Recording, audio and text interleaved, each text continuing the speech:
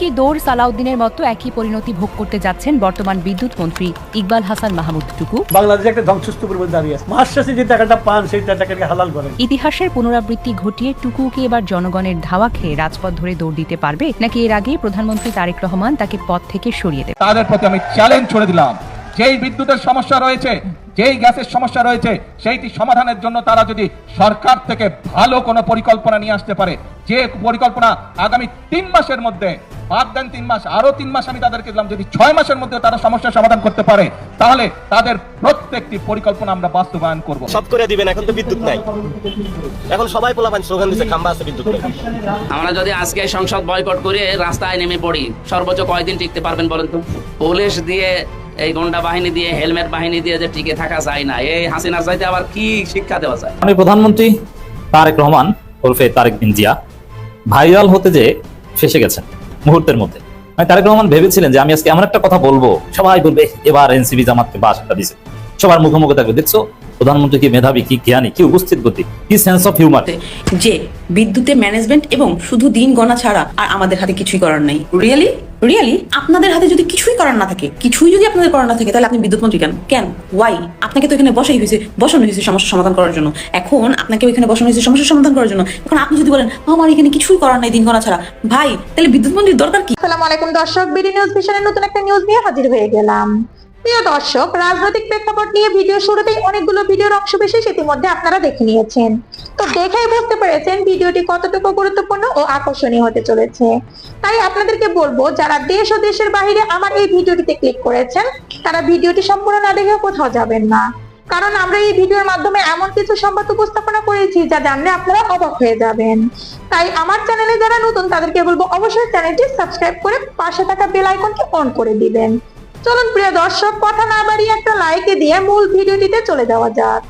তবে কি দৌড় সালাউদ্দিনের মতো একই পরিণতি ভোগ করতে যাচ্ছেন বর্তমান বিদ্যুৎ মন্ত্রী ইকবাল হাসান মাহমুদ টুকু? বাংলাদেশে একটা ধ্বংসস্তূপের মধ্যে দাঁড়িয়ে আছে। মাশরাফি যে টাকাটা পান সেই টাকাকে হালাল করেন। ইতিহাসের পুনরাবৃত্তি ঘটিয়ে টুকুকে এবার জনগণের ধাওয়া খেয়ে রাজপথ ধরে দৌড় দিতে পারবে, নাকি এর আগে প্রধানমন্ত্রী তারেক রহমান তাকে পদ থেকে সরিয়ে দেবেন? স্বরাষ্ট্র মন্ত্রণালয়ে বড় রদবদলের পর বিএনপি সরকারের ভেতরে গুঞ্জন প্রধানমন্ত্রী তারেক রহমানের বিষ নজরে এবার নাকি খোদ বিদ্যুৎ মন্ত্রী। তবে কি খুব শীঘ্রই পদ হারাচ্ছেন ইকবাল হাসান মাহমুদ টুকু, নাকি একের পর এক খাম্বা আর লোডশেডিং কাণ্ডের দায়ে পুরো সরকারের মূল্য তাকেই দিতে হবে? বিন্দু মাত্র বিদ্যুতের জন্য হাহাকার করছি, অথচ বিদ্যুৎ থাকলে আপনি আছেন, বিদ্যুৎ না থাকলে আপনার জীবনটা স্তব্ধ। ব্যবসা বাণিজ্য অচল, ছোট ছোট বাচ্চাদের পড়াশোনা বন্ধ, হাসপাতালে রোগীর জীবন সংকটে, আর মধ্যরাতের প্রচণ্ড গরমে একটু শান্তিতে ঘুমানোর উপায়টুকুও নেই। কিন্তু সবচেয়ে বড় তামাশা কোনটা জানেন? ঢাকার বাহিরে গ্রামগঞ্জে যখন 16 থেকে 18 ঘন্টা লোডশেডিং চলে, মানুষ যখন অতিষ্ঠ হয়ে রাজপথে নেমে আসে, তখনই আগুনের আঁচ গিয়ে লেগেছে খোদ রাজধানীর ভিআইপি পাড়াতেও। গত কয়েকদিনের দৃশ্যগুলো দেখুন। হাই প্রোফাইল সরকারি মিটিং চলছে, নামি দামি মন্ত্রীরা মাইক্রোফোনের সামনে দাঁড়িয়ে দীর্ঘ ভাষণ দিচ্ছেন। ঠিক সেই মুহূর্তে ঠাস, পুরো হল রুম নিমিষেই অন্ধকার। মঞ্চের উপর বসে থাকা প্রভাবশালী প্রতিমন্ত্রী শামা ওবায়েদ ঘামে ভিজে একাকার হয়ে গেছেন, হাত পাখা টিস্যু দিয়ে মুখ মুছছেন।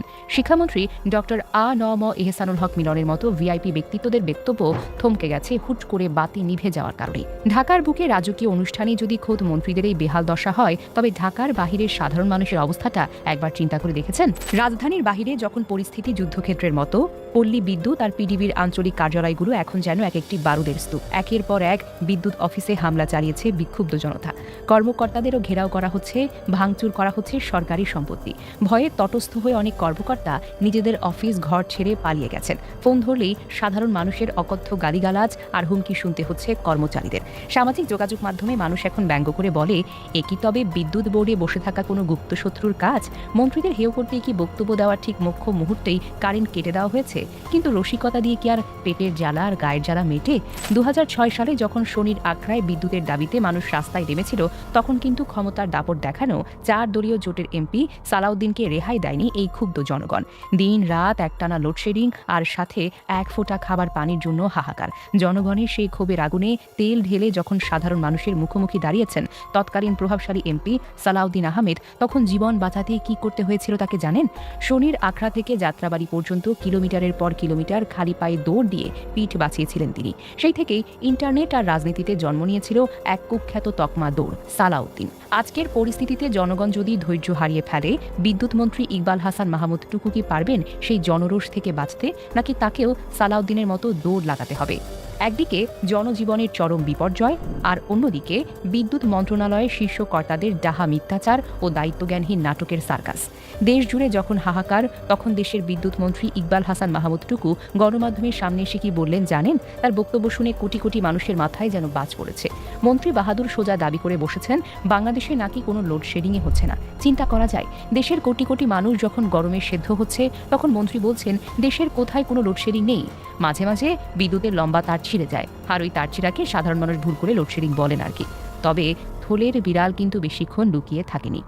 বিদ্যুৎ মন্ত্রীর এই হাস্যকর ও মিথ্যা দাবির কয়েক ঘন্টার মধ্যেই তাকে ধুলোয় মিশিয়ে দিয়েছেন খোদ তারই মন্ত্রণালয়ের প্রতিমন্ত্রী প্রকাশ্যে মিডিয়ার সামনে এসে স্বীকার করে বলেন, দেশ এখন এক নজিরবিহীন ও ভয়াবহ বিদ্যুৎ এবং জ্বালানি সংকটের মধ্য দিয়ে অতিক্রম করছে। একই মন্ত্রণালয়ের মন্ত্রী বলেছেন সব ঠিক আছে, কারেন্ট যায় না, তার ছিঁড়েছে, আর প্রতিমন্ত্রী বলছেন ভয়াবহ সংকট চলছে। এই দ্বিমুখী বক্তব্যই প্রমাণ করে এই সরকার বিদ্যুৎ খাত পরিচালনায় কতটা দিশেহারা, কতটা অযোগ্য এবং কতটা সমন্বয়হীন। আরও ভয়ঙ্কর বিষয় হলো, পরিস্থিতি নিয়ন্ত্রণে আনার কোনো কৌশল বা পরিকল্পনা মন্ত্রীর কাছে নেই। দায়িত্বশীল জায়গা থেকে মন্ত্রীটুকু চরম হতাশ হয়ে হাত তুলে দিয়ে বলেছেন, দিন গোনা ছাড়া আমার আর কিছুই করার নেই। কখনো এই মন্ত্রী বলছেন গ্যাস নেই, কখনো বলছেন কয়লা ভিজে গেছে, আবার কখনো অদ্ভুত রকমের দোহাই দিয়ে বলছেন ব্যাটারি চালিত রিক্সা পিক আওয়ারে চার্জ দেওয়া হলে এই শহরে বিদ্যুতের সংকট দেখা দিয়েছে। মন্ত্রী মহোদয়, ঢাকায় কত হাজার ব্যাটারি চালিত রিক্সা চলে আর কত মেগাওয়াট বিদ্যুৎ টানে, তার কোনো সুনির্দিষ্ট ডেটা কি আপনার কাছে আছে? নাকি অবৈধ চাঁদা তুলে আপনার দলের লোকেরাই এই ভুয়া লাইন নিয়ে অটোরিকশা চার্জ দেওয়ার সুযোগ করে দিচ্ছে? দুর্নীতি আর অব্যবস্থাপনার পাহাড় বানিয়ে এখন জনগণের উপর দায় চাপানো হচ্ছে। এখন প্রশ্ন হলো, কেন পুরো দেশের জাতীয় গ্রিড আর এভাবে অচল করে দেওয়া হলো? কেন দেশের পাওয়ার প্লান্টগুলো একে একে বন্ধ হয়ে যাচ্ছে? অনুসন্ধান করলে উঠে আসে দুটি প্রধান ও মারাত্মক কারণ। প্রথমত, দেশের প্রধান গ্যাস ক্ষেত্রে আকস্মিক অগ্নিকাণ্ড ও কারিগরি বিপর্যয়, আর দ্বিতীয়ত সবচাইতে ভয়ঙ্কর আন্তর্জাতিক কারণ, ভারতের বিতর্কিত আদানি পাওয়ারের চরম বিশ্বাসঘাতকতা। আমরা সবাই জানি বিদ্যুৎ ক্ষেত্রে ভারত ও আদানির সাথে বিগত শেখ হাসিনা সরকারের সম্পাদিত চুক্তিগুলো কতটা একপেশে ও দেশের স্বার্থবিরোধী ছিল। ঝাড়খণ্ডে অবস্থিত আদানির কয়লাভিত্তিক বিদ্যুৎ কেন্দ্র থেকে বাংলাদেশকে প্রতিদিন প্রায় 1400 থেকে 1500 মেগাওয়াট বিদ্যুৎ সরবরাহ করার কথা, কিন্তু হঠাৎ করে কোনো প্রকার আগাম সতর্কবার্তা ছাড়াই আদানি পাওয়ার বিদ্যুৎ সরবরাহ কমিয়ে মাত্র 800 থেকে 1000 মেগাওয়াট নিয়ে এসেছে। তারা অজুহাত দিচ্ছে বৈরী আবহাওয়া আর কয়লা সংকটের, কিন্তু ভূরাজনৈতিক বিশ্লেষকরা বলছেন ভিন্ন কথা। বাংলাদেশে জুলাই বিপ্লব ও সরকার পরিবর্তনের পর ভারতের একটি বিশেষ গোষ্ঠী ইচ্ছাকৃতভাবে বিদ্যুতের এই কৃত্রিম সংকট তৈরি করেছে। বাংলাদেশ সরকারের ব্যাকফুট খেলতে, দেশের অভ্যন্তরে তীব্র সামাজিক ও রাজনৈতিক অস্থিতিশীলতা তৈরি করতেই আদানি এই পাওয়ার গেম খেলেছে বলে বিশ্লেষকদের অভিমত। আদানির এই হঠাৎ সরবরাহ ঘাটতির কারণে জাতীয় গ্রিডটা ধসে নেমেছে।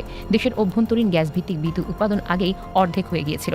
প্রধান গ্যাস ক্ষেত্রে অগ্নিকাণ্ডের পর দৈনিক গ্যাস সরবরাহ 235 কোটি ঘনফুট থেকে 1 লাফে কমে নেমেছে প্রায় তলায়। আর আমাদের বিকল্প ভরসা ছিল কয়লা ভিত্তিক বিদ্যুৎ কেন্দ্রগুলো, যেমন পায়রা, রামপাল, বড়পুকুরিয়া, কিন্তু সেখানেও চরম দুর্ভোগের ঘন ঘটা। পটুয়াখালীর পায়রা বিদ্যুৎ কেন্দ্রের একটি ইউনিট বিশ্বমানের রক্ষণাবেক্ষণের অভাবে বন্ধ হয়ে পড়েছিল।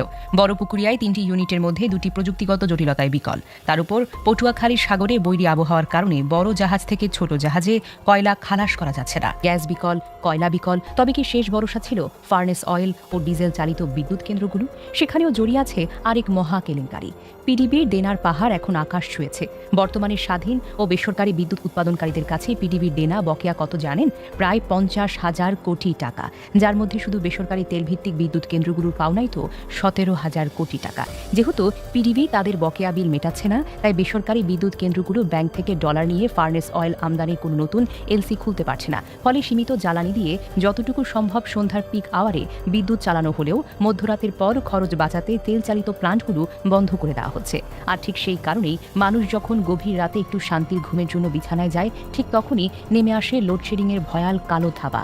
কিন্তু প্রিয় দর্শক, আদানির চক্রান্ত কিংবা আন্তর্জাতিক কয়লা সংকট যাই হোক না কেন, দেশের মানুষ এখন জটিল সমীকরণ বোঝে না। জনগণ জানে তারা মাস শেষে বিদ্যুতের বিল দিচ্ছে, অতএব সুইচ টিপলে ঘরে আলো জ্বলতেই হবে। আর ঠিক এই জায়গায় বিপদে পড়েছেন প্রধানমন্ত্রী তারেক রহমান এবং তার নবগঠিত সরকার। সম্প্রতি আমরা দেখেছি প্রশাসনিক ব্যর্থতা ও পরিস্থিতি সামাল দিতে না পারায় স্বরাষ্ট্র মন্ত্রণালয়ে বড় ধরনের রদবদল এনেছেন প্রধানমন্ত্রী তারেক রহমান।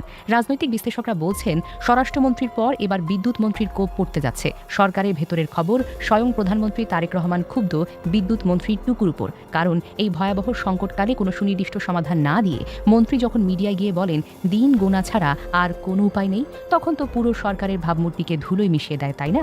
বিশেষজ্ঞরা পরামর্শ দিচ্ছেন অনতি বিলম্বে ইকবাল হাসান মাহমুদ টুকুকে অপসারণ করতে হবে। অন্তর্বর্তীকালীন সরকারের সময়কার অভিজ্ঞ ও প্রমাণিত সৎ বিশেষজ্ঞ ফাউজুল কবির খানের মতো ব্যক্তিদের প্রয়োজনে টেকনোক্রাফট মন্ত্রী হিসেবে এনে দেশের বিদ্যুৎ খালের হাত ধরতে হবে। নতুবা এই পিডিবির 50,000 কোটি টাকার দেনা আর বিদ্যুৎ মন্ত্রীর অর্থবহতা পুরো বিএনপির সরকারকেই এক মহা রাজনৈতিক বিপর্যয়ের মুখে ঠেলে দেবে। প্রিয় দর্শক, 2006 সালে শনির আখড়ায় পানির আর বিদ্যুতের সংকটে যেমন তৈরি হয়েছিল ইতিহাসের সেই দৌড় সালাউদ্দিন পর্ব, 2026 সালে এসে ইকবাল হাসান মাহমুদ টুকুর হাত ধরে কি আমরা সেই একই রাজপথের দৌড় দেখতে যাচ্ছি, নাকি প্রধানমন্ত্রী তারেক রহমান কঠোর হাতে এখনই ব্যবস্থা নিয়ে বিদ্যুৎ খাতের এই রদবদল নিশ্চিত করবেন এবং আদানির চক্রান্ত গুড়িয়ে দিয়ে দেশের মানুষকে অন্ধকারের হাত থেকে রক্ষা করবেন? ভারতের আদানি গ্রুপের ব্ল্যাকমেইল আর দেশীয় ক্যাবিনেটের চরম অব্যবস্থাপনা, কোনটিকে আপনি এই বিদ্যুৎ সংকটের জন্য বেশি দায়ী বলে মনে করেন? ইকবাল হাসান মাহমুদ টুকুর কি এখনই পদত্যাগ করা উচিত? মাননীয় প্রধানমন্ত্রী তারেক রহমান ওরফে তারেক বিন জিয়া ভাইরাল হতে যে ফেসে গেছেন মুহূর্তের মধ্যে। এটা আবার কেমন কথা? প্রধানমন্ত্রী আবার ভাইরাল হওয়া কিনা? প্রধানমন্ত্রীর উপর কেউ আছে না? প্রধানমন্ত্রী হিসেবেও ভাইরাল হতে মন চায়, কি সেটা? তারেক রহমান ভেবেছিলেন যে আমি আজকে এমন একটা কথা বলবো, সবাই বলবে এবার এনসিপি জামাতকে বাস একটা দিছে, সবার মুখোমুখি থাকবে, দেখছো প্রধানমন্ত্রী কি মেধাবী, কি জ্ঞানী, কি উপস্থিত বুদ্ধি, কি সেন্স অফ হিউমার।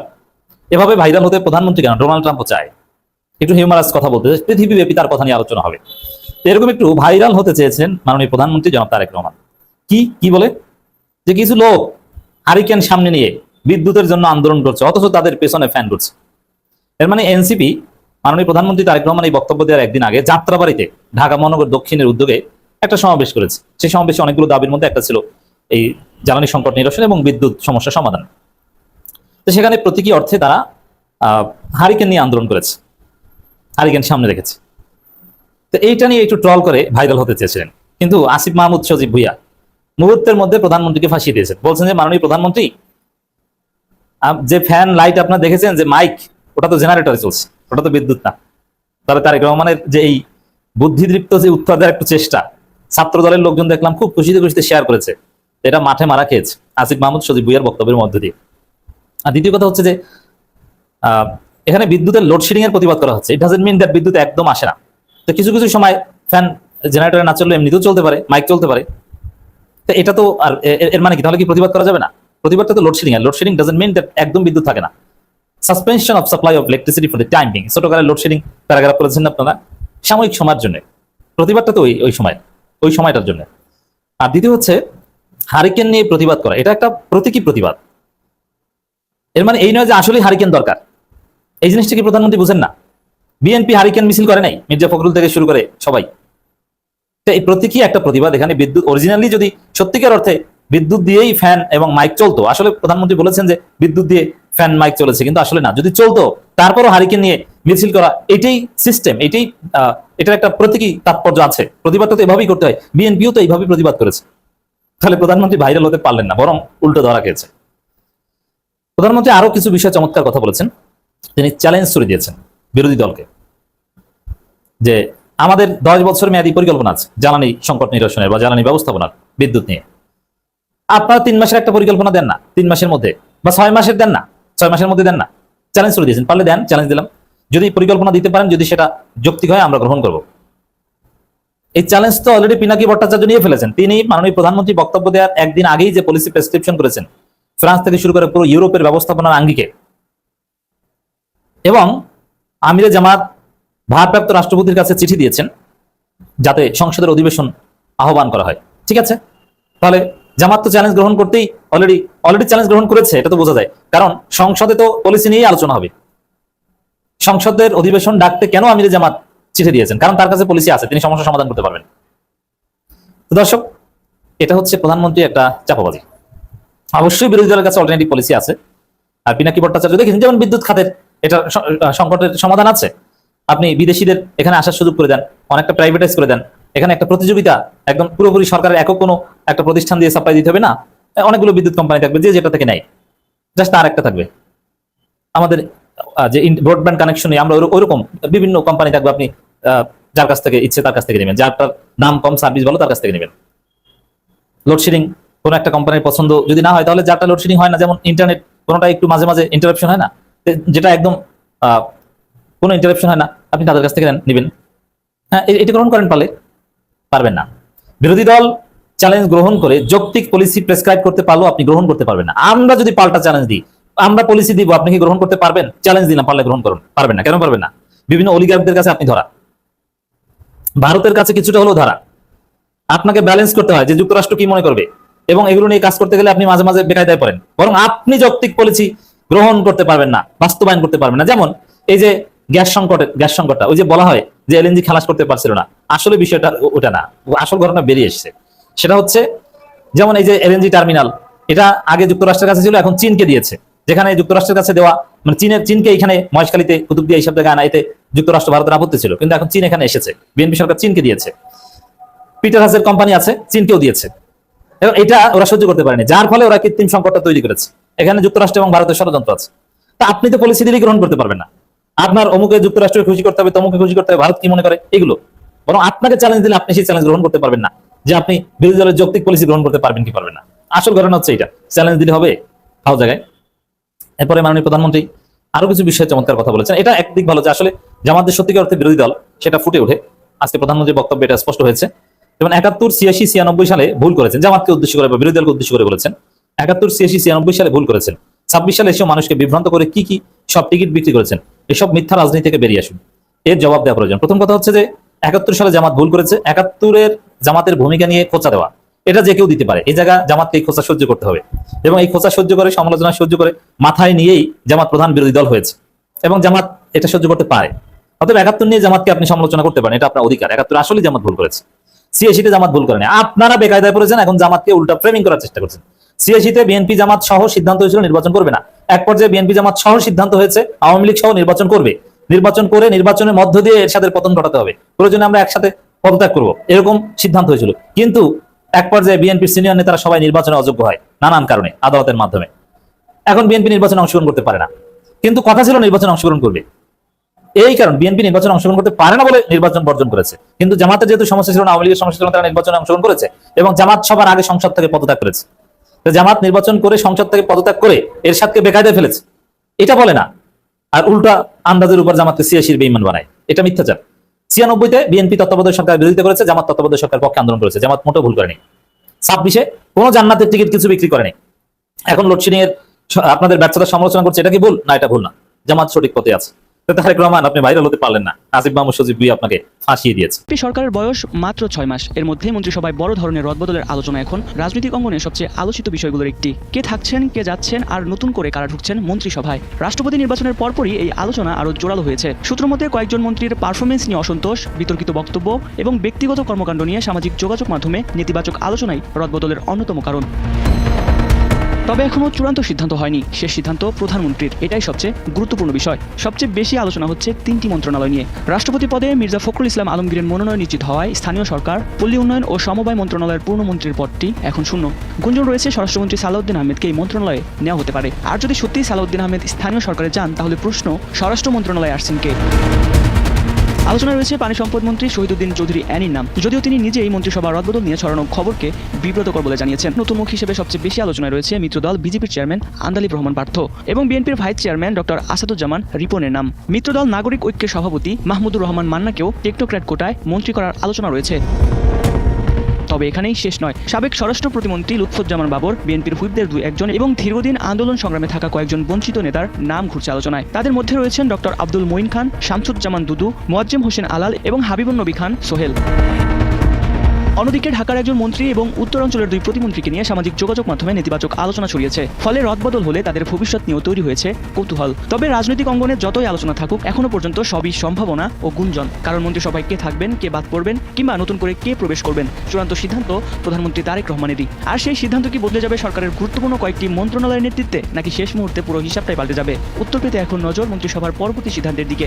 তাদের প্রতি চ্যালেঞ্জ করে দিলাম, যেই বিদ্যুতের সমস্যা রয়েছে যেই গ্যাসের সমস্যা রয়েছে সেইটি সমাধানের জন্য তারা যদি সরকার থেকে ভালো কোনো পরিকল্পনা নিয়ে আসতে পারে, যে পরিকল্পনা আগামী 3 মাসের মধ্যে, আর 3 মাস, আরো 3 মাস আমি তাদেরকে দিলাম, যদি 6 মাসের মধ্যে তারা সমস্যার সমাধান করতে পারে, তাহলে তাদের প্রত্যেকটি পরিকল্পনা আমরা বাস্তবায়ন করব। বিদ্যুৎ সমস্যা সমাধানে প্রধানমন্ত্রী তারেক রহমানের দেওয়া চ্যালেঞ্জ গ্রহণ করেছেন জাতীয় নাগরিক পার্টি এনসিপির দক্ষিণাঞ্চলের মুখ্য সমন্বয়ক হাসনাত আব্দুল্লাহ। একই সঙ্গে সমস্যার সমাধানে 4টি প্রস্তাব উত্থাপন করেছেন কুমিল্লা 4 আসনের এই সংসদ সদস্য।